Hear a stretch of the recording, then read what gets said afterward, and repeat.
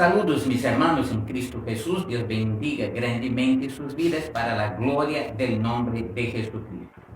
Hoy nosotros vamos a dar continuidad a una serie de estudios bíblicos que estamos llevando a cabo, principalmente acerca de los acontecimientos finales, una doctrina conocida como escatología, que estudia justamente en base a la palabra de Dios los acontecimientos finales, es decir, las cosas que están por acontecer en un tiempo futuro, sea este todavía más adelante o sea este muy próximo, porque la primera evidencia de algo que nosotros no podemos afirmar es acerca del día de la venida de nuestro Señor Jesucristo. Este es un día incógnito para nosotros, es un día que nosotros no tenemos idea cuándo va a acontecer, cuándo va a ocurrir este día de la venida de Jesucristo. Jesucristo mismo fue bastante claro al decir que de aquel día y de aquella hora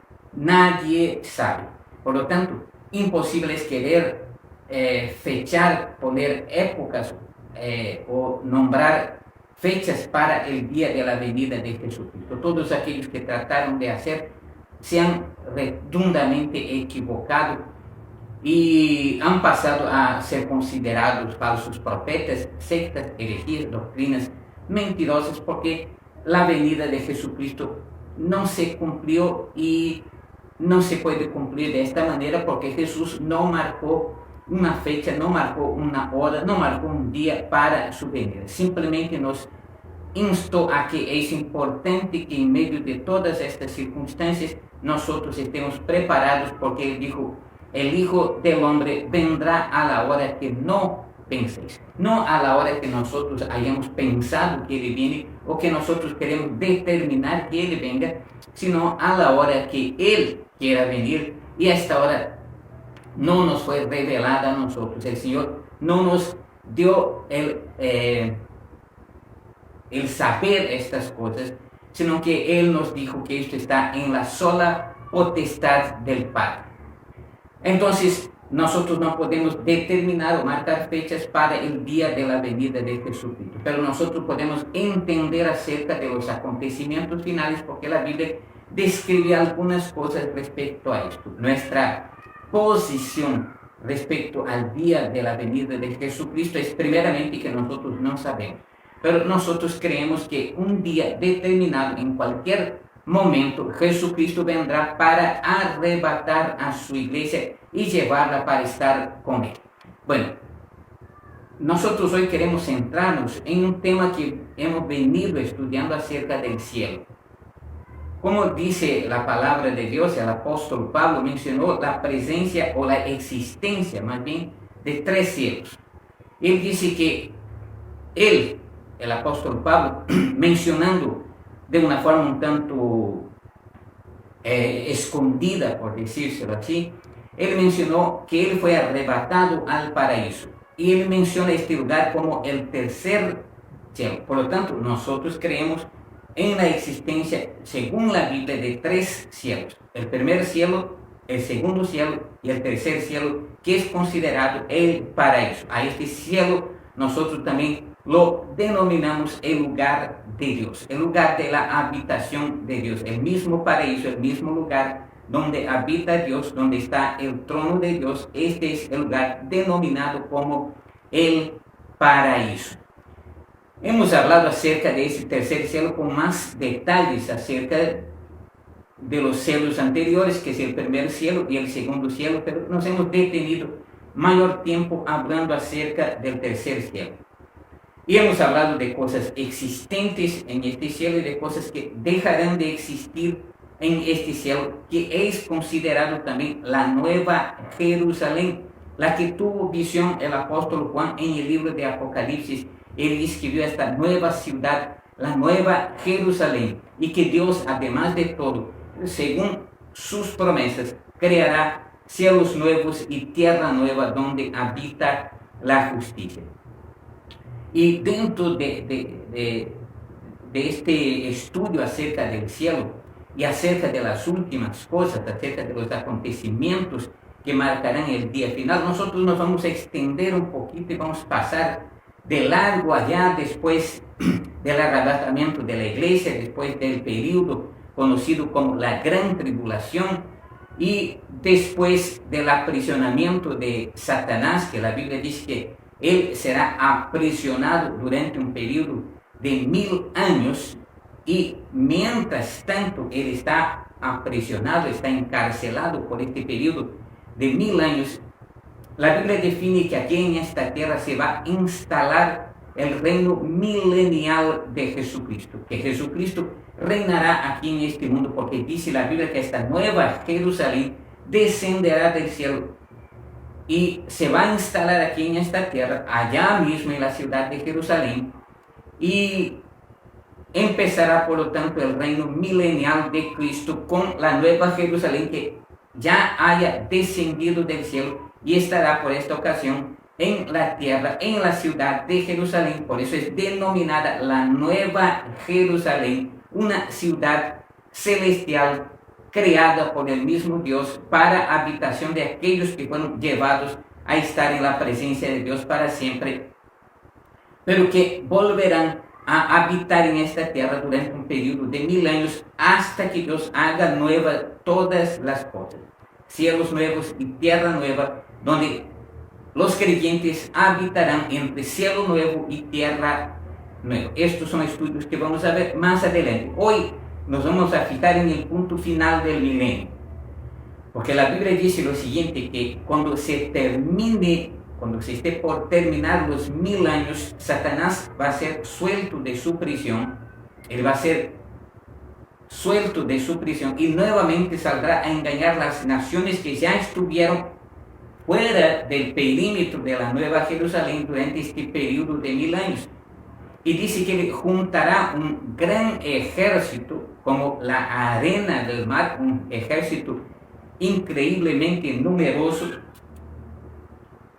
Y en este ejército que él va a juntar, va a ir en contra de la Nueva Jerusalén. Y la Biblia define que descenderá fuego del cielo y los consumirá a todos. Pero este no es el final de la humanidad. Este no es el final realmente de todas las cosas. Después de esto, la Biblia nos dice que se instalará el juicio ante el gran trono blanco. Es decir, allá en el cielo se va a instalar el juicio conocido como el juicio final o el juicio del gran trono blanco. Esto tenemos, por ejemplo, en la Biblia, que vamos a leer en la palabra de Dios para entender respecto a este cielo nuevo y a esta tierra nueva, o a este juicio más bien que se va a instalar allá en el cielo. Y nos dice la palabra de Dios lo siguiente, en Apocalipsis capítulo 20, a partir del versículo 11 dice así, y vi un gran trono blanco, y el que estaba sentado en él, de delante del cual huyeron la tierra y el cielo, y ningún lugar se halló para ellos. Entonces, se va a instalar en un determinado espacio que no nos es revelado ni mostrado ese espacio, ese lugar donde se entablará este juicio final, el último juicio para la humanidad. Quiero aclarar una cosa, que este juicio final no es un juicio para descubrir quién va a ser salvo y quién va a ser perdido. Este último juicio es un juicio denominado como un juicio condenatorio, un juicio que está establecido para condenación, no un juicio para entender si la persona va a ser salva o no. Nos dice aquí la palabra de Dios lo siguiente, y vi a los muertos, grandes y pequeños, de pie ante Dios, y los libros fueron abiertos, y otro libro fue abierto, el cual es el libro de la vida, y los muertos, y fueron juzgados los muertos por las cosas que estaban escritas en los libros según sus obras. Y el mar entregó los muertos que había en él, y la muerte y el Hades entregaron los muertos que había en ellos, y fueron juzgados cada uno según sus obras. Y la muerte y el Hades fueron lanzados al lago de fuego. Esta es la muerte segunda. Y el que no se halló inscrito en el libro de la vida fue lanzado al lago de fuego. Entonces aquí se establece el juicio final, se establece el juicio ante el gran trono blanco. Y a partir de aquí entonces se ha de denominar este tiempo como el juicio final.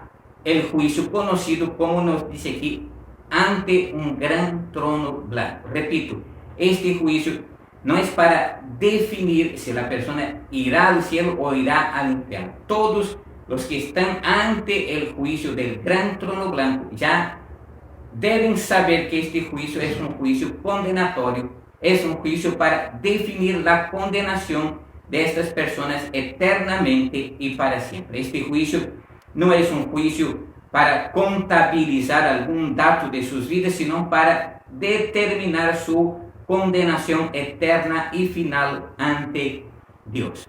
Ahora, nosotros vamos a ver algunos datos acerca de lo que la Biblia se refiere a este juicio. ¿Cuándo se dará inicio a este juicio final? ¿Cuándo iniciará, cuándo principiará este juicio? O sea, ¿cuándo se dará inicio al juicio final?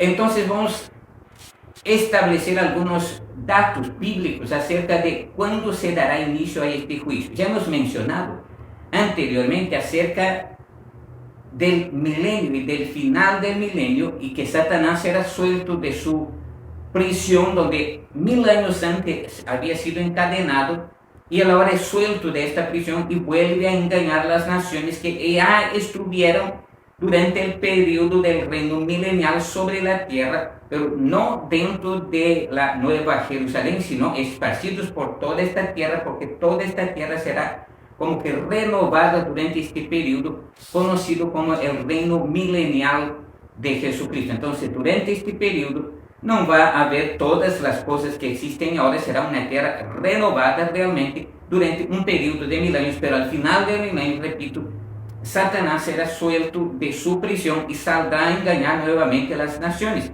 Las reunirá para una batalla conocida como la guerra final, conocida como la guerra de Gog y Magog.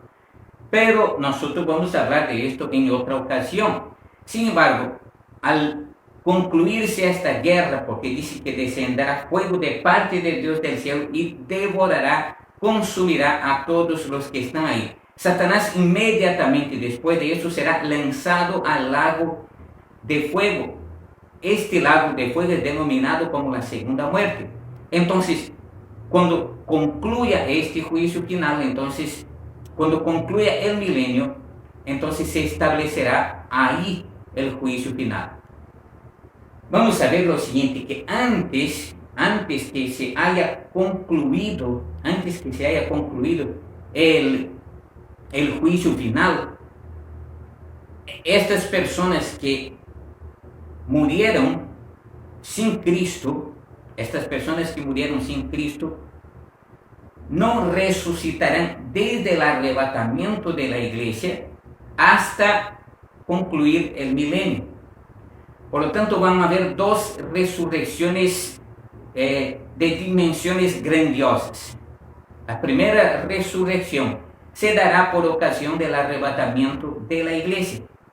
Esta resurrección es determinada, por ejemplo, y nosotros vamos a ver en una de las cartas del apóstol Pablo, en la primera a los tesalonicenses, nosotros vamos a ver ahí que nos dice que ahí va a haber una resurrección. Vamos a ver entonces en primera a los tesalonicenses, capítulo 4, y a partir del versículo 14, donde nos dice así: porque si creemos que Jesús murió y resucitó, así también traerá Dios con Jesús a los que durmieron en él. Entonces esta es la primera fase de la resurrección general en la mayor parte de aquellos que obviamente son creyentes.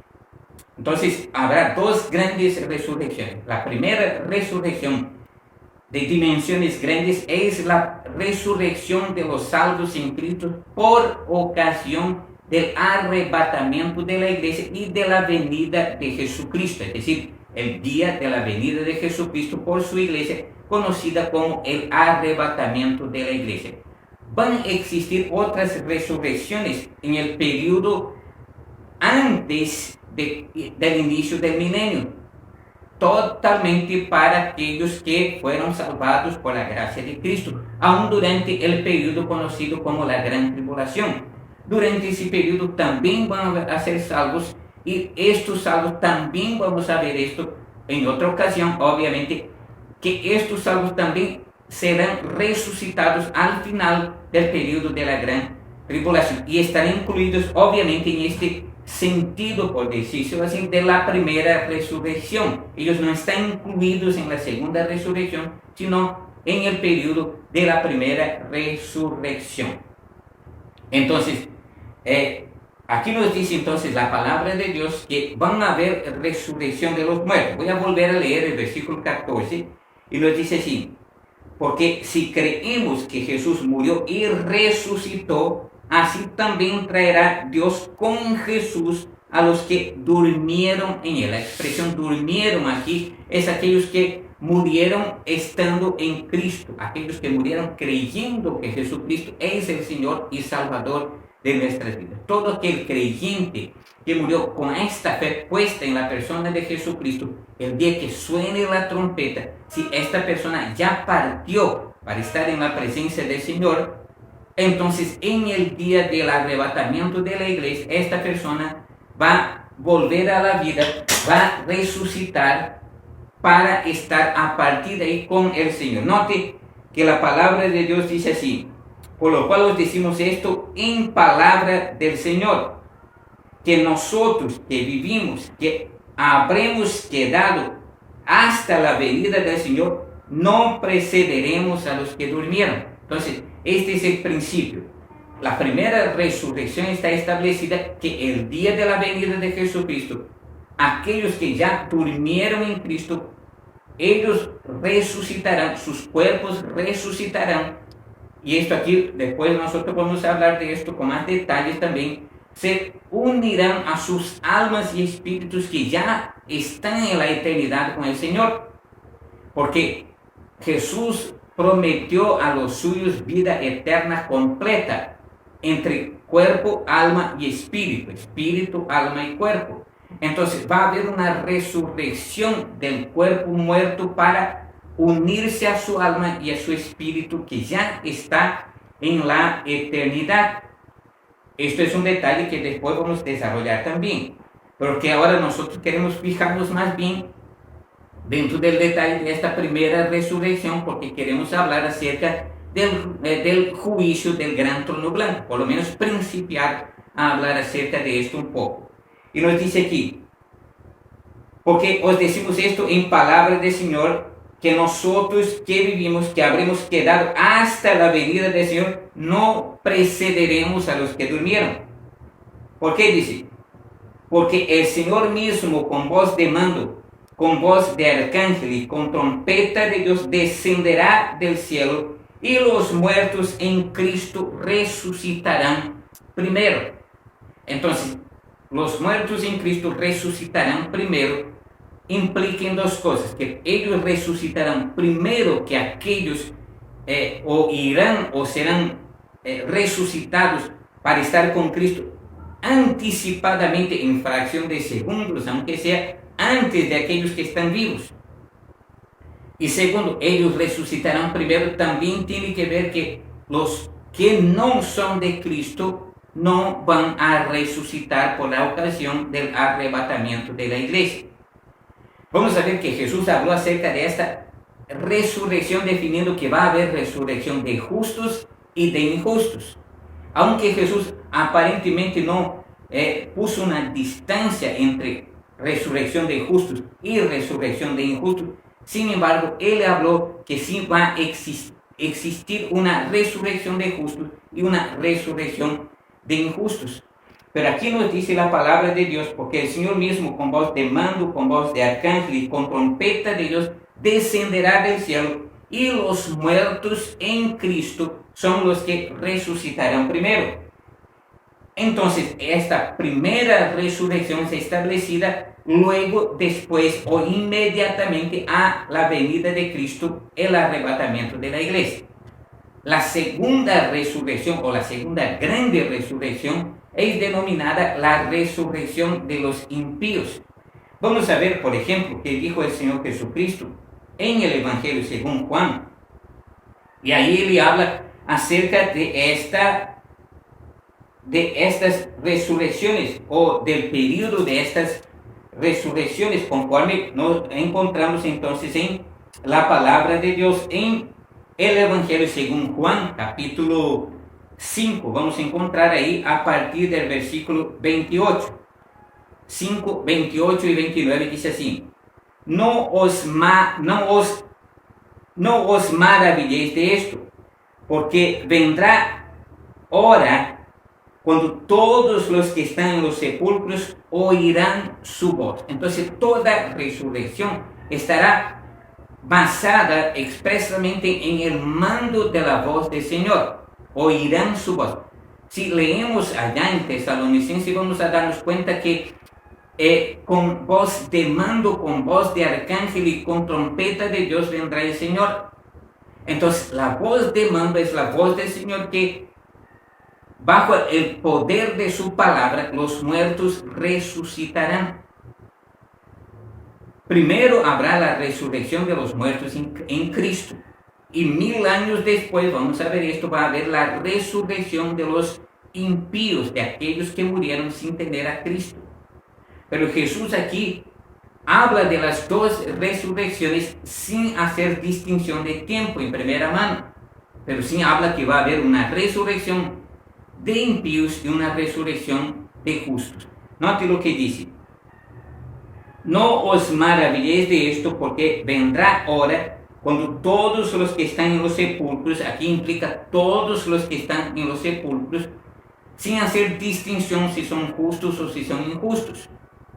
Todos los que están en los sepulcros, dice, oirán su voz. Y note lo que dice: y los que hicieron lo bueno saldrán a resurrección de vida. Entonces aquí está ya definiendo que va a haber una resurrección de aquellos que fueron justos, de aquellos que vivieron bajo la confianza de Cristo, para aquellos que fueron nacidos de nuevo, para aquellos que entregaron su corazón a Jesucristo y nacieron de nuevo. Esta resurrección es esta primera resurrección. Y note aquí que aún que parezca que no hay una diferencia, distanciamiento entre resurrección y resurrección, pero sin embargo las palabras de Jesucristo dan a entender que va a haber una diferencia entre la resurrección de los justos y la resurrección de los no justos. Note lo que dice aquí: y los que hicieron lo bueno saldrán a resurrección de vida, mas los que hicieron lo malo a resurrección de condenación. Entonces, fundamentados en esta segunda resurrección, la resurrección de condenación, es que se establecerá, por lo tanto, el juicio de los impíos, el juicio de los incrédulos, de los que rechazaron la gracia de Cristo. Entonces será establecida después que concluya los 1000 años que está establecido para el reino de Cristo aquí en la tierra. Vamos a ver, por ejemplo, acerca de esto en el libro de Apocalipsis, capítulo 20. El libro de Apocalipsis, capítulo 20, versículos 5 y 6 nos ha de mencionar respecto a esta diferencia de tiempo entre la primera resurrección y la segunda resurrección. Nótese que Jesús habló de que va a haber una resurrección de justos y una resurrección de injustos. Y aquí nosotros podemos ver claramente que esta resurrección de justos y de injustos tendrá entre ellas un periodo de 1000 años. Note lo que dice aquí. Apocalipsis capítulo 20, versículos 5 y 6. Pero los otros muertos no volvieron a vivir hasta que se cumplieron 1000 años. Continuaremos con este estudio en una próxima clase, donde estaremos hablando acerca del juicio ante el gran trono blanco, cómo será establecido ese juicio y qué cosas habrá respecto a este juicio final.